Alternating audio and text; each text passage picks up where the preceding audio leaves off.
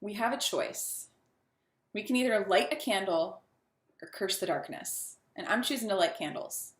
One of the things that I'm doing that's been really, really helpful for me, and I've shared with you guys before, like this transition has been difficult. There have been many days where I have cried and have kind of found this to be a challenging situation.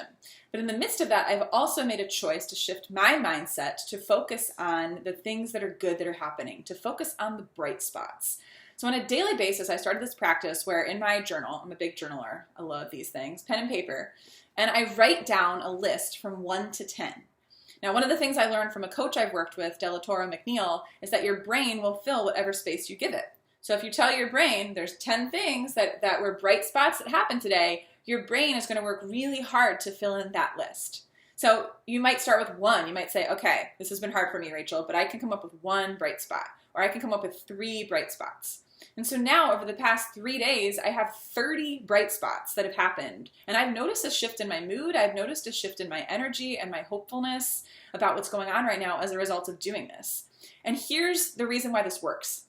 When we shift our focus and we're intentional about looking for good things, because we know we're going to be accountable for them at the end of the day, we're going to inevitably notice as more of those good things happen, as more of those bright spots happen. Things we might have passed over before, like maybe somebody texted you to check in on how you were doing, and you didn't really think about that again. But if you know you're going to be accountable at the end of the day, that's a bright spot. Somebody reaching out to see how you're doing, that's a bright spot. And that was one of my bright spots. I had a couple people do that this week, and they were bright spots for me. So I want you to think about, no matter how seemingly small it is, any form of brightness, any small win, any sign of forward motion at all, any type of progress is something that we can use to boost our motivation and to boost our emotional state and our mood.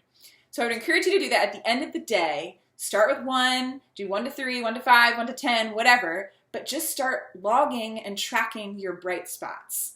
And I would love to hear from you. If you'll comment in the video below, in the comments, if you will just let us know what's one bright spot from your week. And you can just start it with one bright spot from my week was, and let us know, because by you sharing that light, that's going to encourage somebody else to share a bright spot they had, and then we'll start to have all these bright spots everywhere, and before you know it, the darkness won't seem so dark. So be encouraged and be intentional about sharing your light.